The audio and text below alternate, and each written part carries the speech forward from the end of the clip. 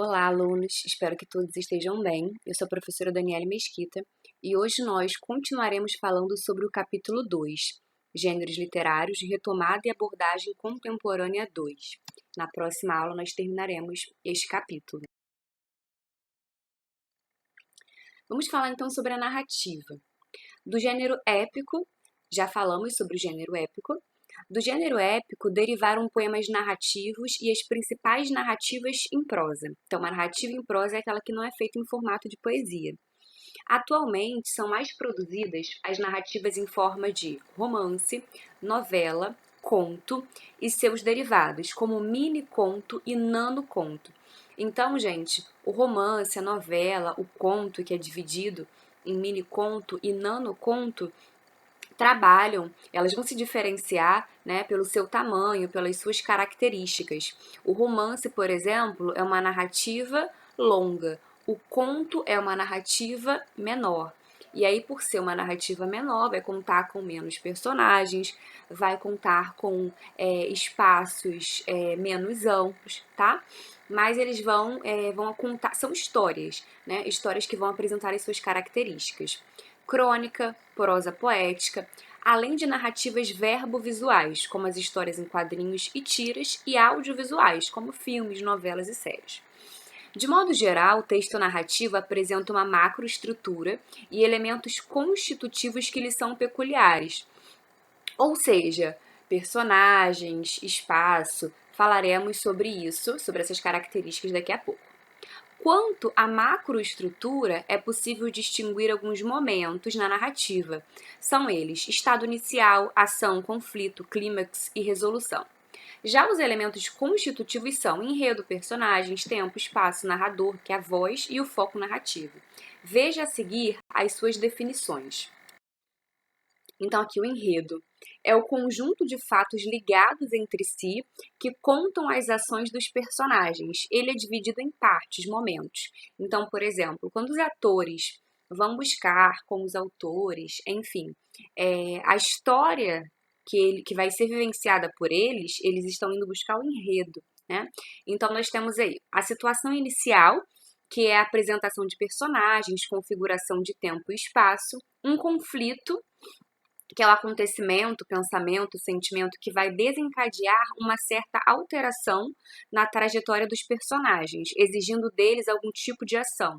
Então, nós precisamos ter um conflito com a esperança de que até, né, por exemplo, se a gente está falando de uma novela exibida na televisão, por exemplo, você tem ali você tem vários capítulos, né? Aquele conflito vai ser resolvido provavelmente no final da história, né?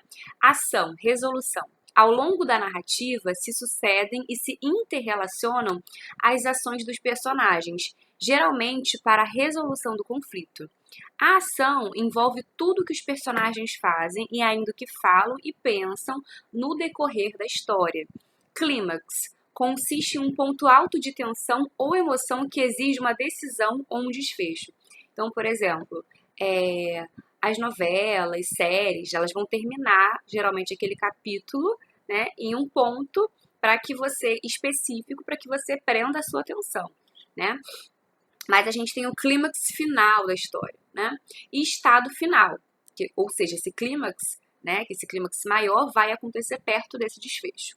Estado final, que é o desfecho, geralmente corresponde à solução do conflito ou ainda à instauração de um novo conflito, que fica sem solução. Personagens são os seres que atuam na história, que vivenciam a história. Esses seres podem ser configurados como pessoas, animais, objetos, seres mitológicos, fantásticos, monstruosos, alienígenas ou até mesmo sentimentos. De acordo com a importância que exercem na história, eles podem ser protagonistas, que são os personagens principais, aqueles que ocupam lugar central na história. Então, a história vai acontecer em volta desses personagens, né? Antagonistas são os adversários dos protagonistas, aqueles que vão criar ou alimentar o conflito. Então, os antagonistas, eles vão atrapalhar, de certa maneira, os planos desses protagonistas, né? E secundários, que são os personagens menos importantes na história, mas de que alguma forma estão relacionados às ações e aos acontecimentos. Então, eles têm uma importância sim, porém essa importância é menor. Espaço corresponde ao lugar em que a narrativa acontece. Ele é importante não só para situar o leitor quanto ao local, mas também porque contribui para a configuração dos personagens, a ambientação e a contextualização da história. Esse espaço pode ser físico, né, pode ser real ou pode ser psicológico. Uma outra coisa importante é que esse espaço, algumas questões muitas vezes quando cobram essas características, né, quando cobram espaço, personagem, enfim, dizem para você marcar dependendo do vestibular, dependendo do concurso, né, verdadeiro ou falso, enfim. E aí eu já vi algumas questões dizendo, por exemplo, que o espaço não tem nenhuma relação com a história que está sendo contada. E o espaço vai ter uma relação na maioria das vezes, né? Então, quando a gente tem uma família rica, nós vamos ter normalmente uma casa luxuosa, ou seja, aquele ambiente tem uma relação com o personagem, tá? Então o espaço é muito importante, ele também fala, entre aspas, né? Ele também tem algo a dizer. O tempo. O tempo na narrativa pode ser basicamente de dois tipos: cronológico, marcado com indicações de horas, dias, meses, anos e etc. Então, o tempo marcado pelo relógio, né? Ou psicológico, que não apresenta marcas temporais e está mais relacionado a pensamentos e a sentimentos do que ações propriamente ditas. Então, esse tempo cronológico é o tempo com o qual estamos acostumados, né? É o tempo porque estamos sempre atrasados, né? É o tempo marcado pelo relógio. E então o relógio é que comanda, e o tempo psicológico ele é comandado pelos nossos pensamentos, pelos nossos sentimentos. Narrador. Assim como todos os outros elementos, é um ser de ficção que tem a responsabilidade de contar a história. Pode ser um personagem que atua dentro da história, como principal ou secundário, ou pode ser uma voz que não participa dos fatos, mas que os narra completa ou parcialmente. Então, quando o narrador participa da história, nós o chamamos de narrador personagem. O texto é escrito em primeira pessoa, eu, nós. Quando não participa da história, ele é um narrador observador. E o texto é escrito em terceira pessoa, ele, ela, eles, elas.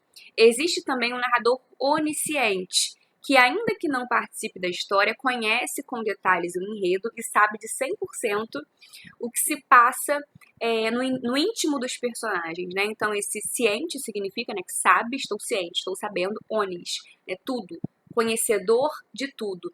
Então, isso daqui, gente, é importante porque vai determinar o foco narrativo, né? Então, esse narrador, ele participa, como é que ele conta essa história? Né? Ele participa da história, ele observa a história, ele é conhecedor do íntimo dos personagens. Com esses elementos e essas estruturas, os escritores desenvolveram diversos tipos de obras ficcionais, de aventura, de humor, de suspense, de horror e terror, de ficção científica, distópico, policial, histórica ou de época, entre outras. Então vamos à questão 1. Os subúrbios do Rio de Janeiro foram a primeira coisa a aparecer no mundo, antes mesmo dos vulcões e dos cachalotes. Antes de Portugal invadir, antes do Getúlio Vargas mandar construir casas populares, o bairro de Queim, onde nasci e cresci, é um deles. Aconchegado entre o Engenho Novo e Andaraí, foi feito daquela argila primordial que se aglutinou em diversos formatos. Cães soltos, moscas e morros, uma estação de trem, amendoeiras e barracos e sobrados, botecos e arsenais de guerra, armarinhos e bancas de jogo do bicho e um terreno enorme reservado para o cemitério. Mas tudo ainda estava vazio. Faltava gente. Não demorou. As ruas juntaram tanta poeira que o homem não teve escolha a não ser passar a existir para varrê-las. À tardinha, sentar na varanda das casas e reclamar da pobreza, falar mal dos outros e olhar para as calçadas encardidas de sol, os ônibus da volta do trabalho sujando tudo de novo. Traçando a gênese simbólica de sua cidade, o narrador imprime ao texto um sentido estético fundamentado na letra A, excentricidade dos bairros cariocas de sua infância, letra B, Perspectiva caricata da paisagem de traços deteriorados. Letra C. Importância dos fatos relacionados à história dos subúrbios. Letra D. Diversidade dos tipos humanos identificados por seus hábitos. Letra E. Experiência do cotidiano marcado pelas necessidades e urgências. Aqui, gente, nós tínhamos o texto que estava falando sobre essa deterioração, sobre essa poeira, né, sobre esses ônibus que sujavam a cidade. Então, aqui, o nosso gabarito vai ser letra B. Perspectiva caricata da paisagem de traços deteriorados. Questão 2. O apanhador de desperdícios. Gente, isso aqui é maravilhoso. Então, vamos lá. Uso a palavra para compor meus silêncios. Não gosto das palavras fatigadas de informar. Dou mais respeito às que vivem de barriga no chão. Tipo água, pedra, sapo.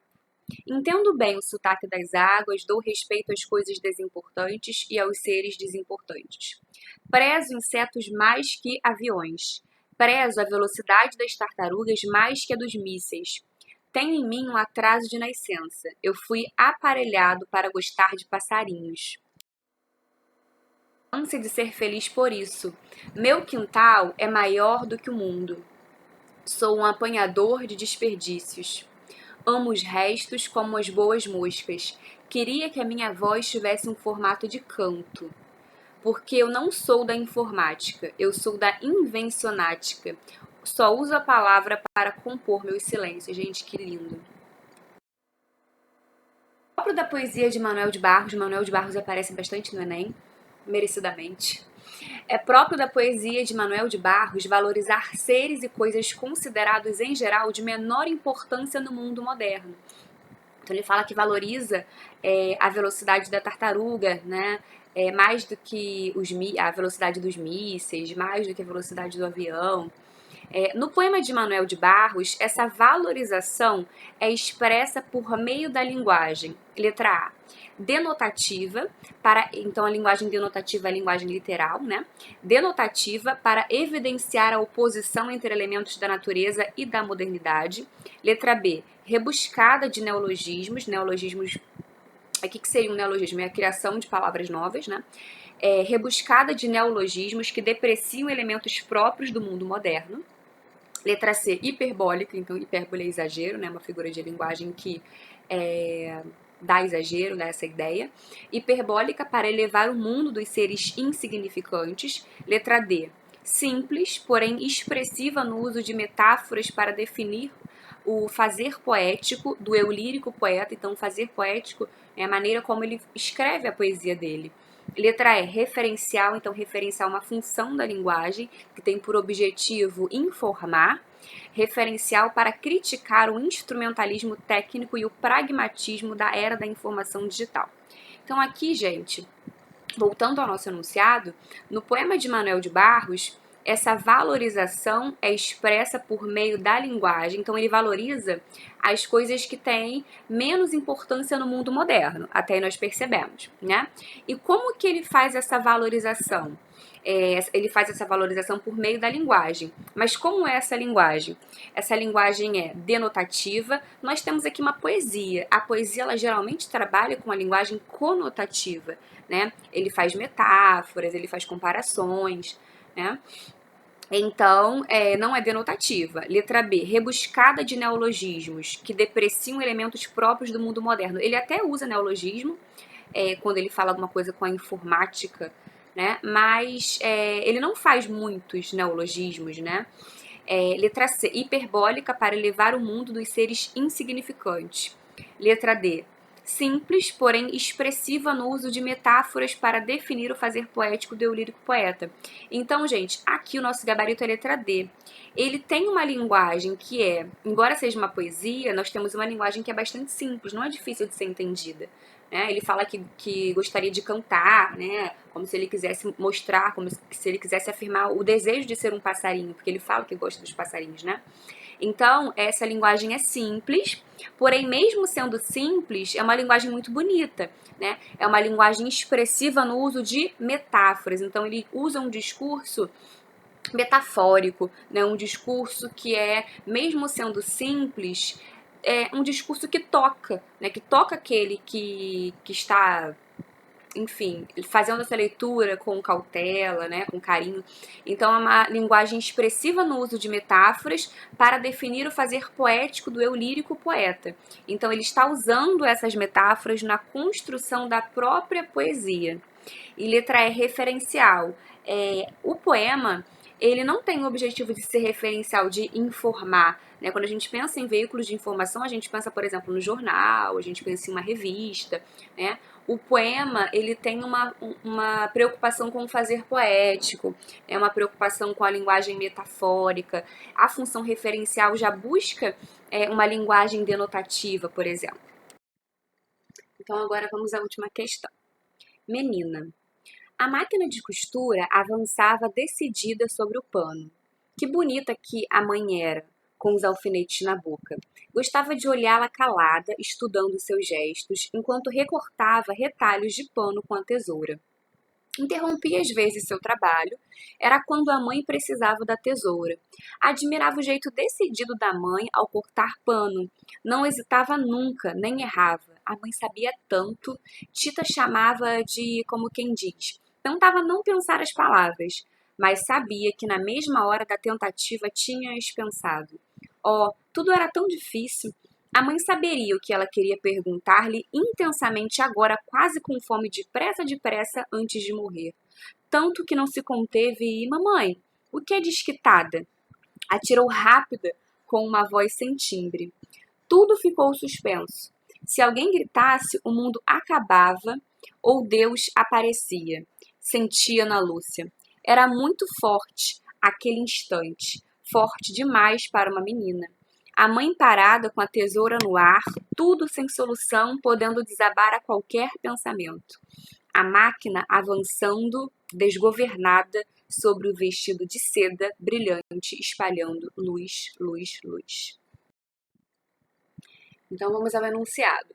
Escrita na década de 1960, a narrativa põe em evidência uma dramaticidade, que é centrada na... Então, gente, percebam que houve toda uma hesitação da menina em perguntar à mãe qual que era o significado da palavra desquitada, né? E aí, depois disso, houve um clima também gerado após essa pergunta.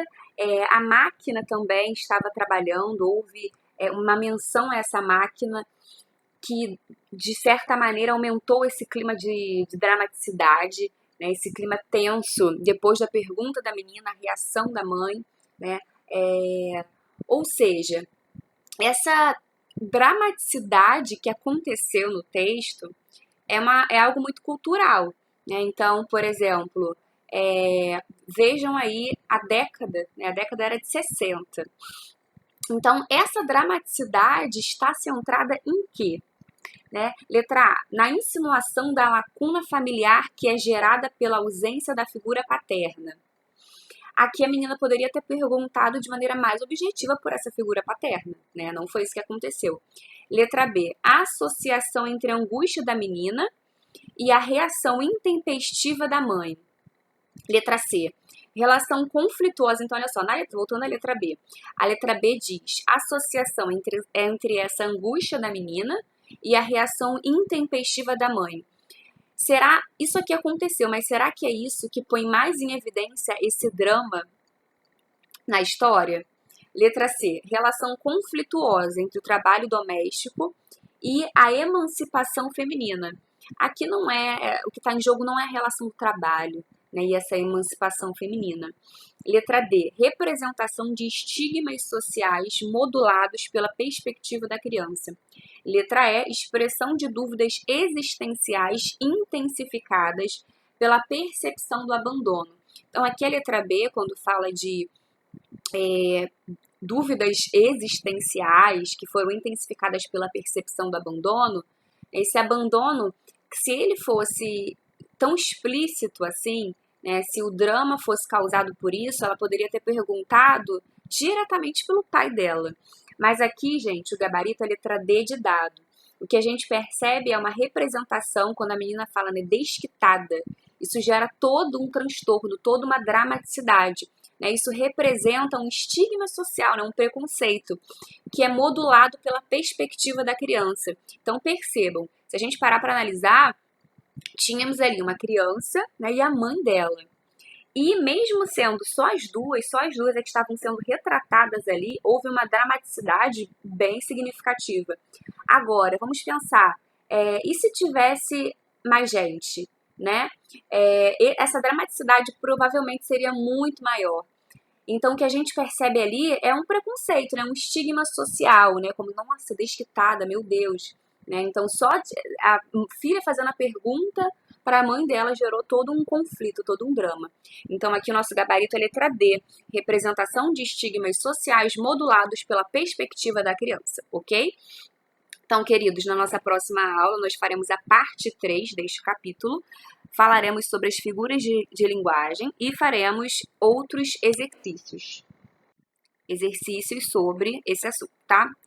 Sobre metáfora, comparação, essas figuras que são tão importantes, tão recorrentes nas nossas provas. Então, até a próxima aula, bons estudos e fiquem com Deus!